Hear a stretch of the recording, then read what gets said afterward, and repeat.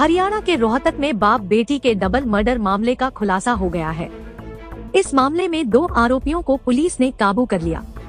आपसी झगड़ों की रंजिश में भतीजे ने ही अपने साथी के साथ मिलकर बाप बेटी की गोलियों से भूनकर हत्या कर दी थी। इस मामले में पुलिस ने दोनों आरोपियों को गिरफ्तार कर लिया है। एसपी उदय सिंह मीना ने प्रेस वार्ता में बताया कि 11 जनवरी को पुलिस को सूचना मिली थी कि गांव बोहर में सुरेंद्र व उनकी बेटी की हत्या हो गई है। पुलिस ने मौके पर पहुंचकर जांच शुरू की। मृतक की पहचान गांव बोहर निवासी सुरेंद्र व उसकी बेटी निकिता के रूप में हुई। मृतक के भाई अजीत की शिकायत के आधार पर थाना अर्बन एस्टेट में मामला दर्ज किया गया। जांच के दौरान सामने आया कि मृतक सुरेंद्र व उसके भाई सुरेश का घर गांव में आमने सामने है। सुरेंद्र का सुरेश के लड़के के साथ व उसके परिवार के साथ आपस में छोटी छोटी बातों को लेकर झगड़ा होता रहता था। इन्हीं बातों की रंजिश रखते हुए सुरेश के लड़के सुखबीर उर्फ कालू ने अपने साथी अमन के साथ मिलकर हत्या की वारदात को अंजाम दिया था। ये 11 तारीख को जनवरी को एक बहौर में एक डबल मर्डर की घटना हुई थी। उसमें सुरेंद्र और उसकी बेटी निकिता जो 14 साल की थी उसका मर्डर किया गया था। तो उसी घटना के संदर्भ में ये गोष्ठी आयोजित की गई है। ये घटना करने वाले काफ़ी दिन से फरार थे। हमारी एसआईटी बनी थी हमने, जिसमें CIA incharge Anesh Kumar, cyber cell और डीएसपी साहिबान लगे हुए थे।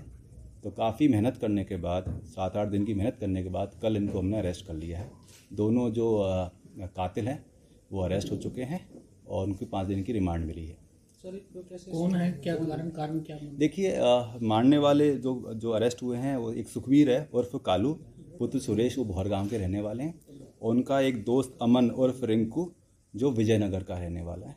इन दोनों को हमने अरेस्ट किया है। कारण क्या सर? हाँ, अभी तक की इन्वेस्टिगेशन में कारण ये सामने आया है कि जो ये है सुखबीर है, ये इसके ताऊ का लड़का है, लड़की के ताऊ का लड़का है। इनका और इसमें कोई पारिवारिक विवाद था, इसी के तहत रंजिश ने इसने मर्डर किया है।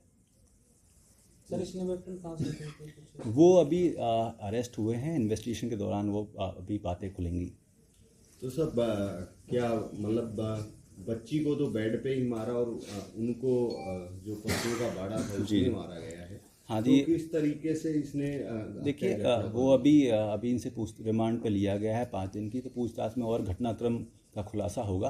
पर अभी तक की जो इन्वेस्टिगेशन उसमें ये है कि इनके पास 2 असले थे, दोनों ने फायरिंग की है। तो पहले बाप को मारा गया, उसके बाद बेटी को अंदर जो सो रही थी उसको वहाँ जाके मारा है। गिरफ्तारी के वक्त असला बरामद? जी, इसमें अभी गिरफ्तार हुए हैं। अभी असला बरामद नहीं हुआ है, लेकिन अब रिमांड के बाद इनको हम ले जाएंगे और हम ट्राई करेंगे कि जो असले हैं वो बरामद किए जाएं। ये मारने वाले खुद थे या कोई साथ में लेके आए थे? नहीं, ये 2 लोग थे। मारने वाले बाइक पे आए थे, दोनों अरेस्ट कर लिए गए हैं। अच्छा, ये पुलिस ने बड़ी संजीदगी से मामला सुलझाया है। इसमें जो मारने वाले हैं इन्होंने खुद इनकी पत्नी का नाम लिखवाया, तो ये कैसे पता चला कि इन्होंने मारा? देखिए, वो कुछ फुटेज हमें मिली थी और बाकी मुखबरी से भी हमें इन्फॉर्मेशन मिली थी कि इनका कुछ पारिवारिक विवाद चल रहा है।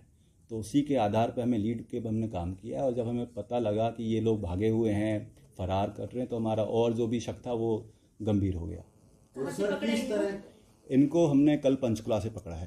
सर किस तरह का विवाद? क्या कोई प्रॉपर्टी को लेकर? पारिवारिक विवाद था, प्रॉपर्टी रिलेटेड नहीं था। लेकिन इस पटल पे मैं वो विवाद के बारे में बता नहीं पाऊंगा। एक पारिवारिक छोटा मोटा विवाद था जिसको थोड़ा गंभीर तरीके से ले लिया गया, इस कारण उसने हत्या कर दी। सर, पहले उसको सुरेंद्र को गोली मारी या फिर बच्चे? पहले सुरेंद्र को गोली मारी। तो और कोई भी क्या कोई आपराधिक रिकॉर्ड या दोनों में से किसी का? सुखबीर का कोई आपराधिक रिकॉर्ड नहीं मिला है, लेकिन जो उसका जो फ्रेंड था अमन, उसके खिलाफ हमें आपराधिक रिकॉर्ड मिले हैं। लगभग 7 मुकदमे उसके खिलाफ अलग अलग जगह अंकित हैं। उसमें से 2 मुकदमे 307 के भी हैं, अटेम्प्ट टू मर्डर के मुकदमे हैं। इन सभी मुकदमों में ये मतलब सज़ा काट के बेल पे आया हुआ था, लेकिन ये आपराधिक प्रवृत्ति का व्यक्ति है।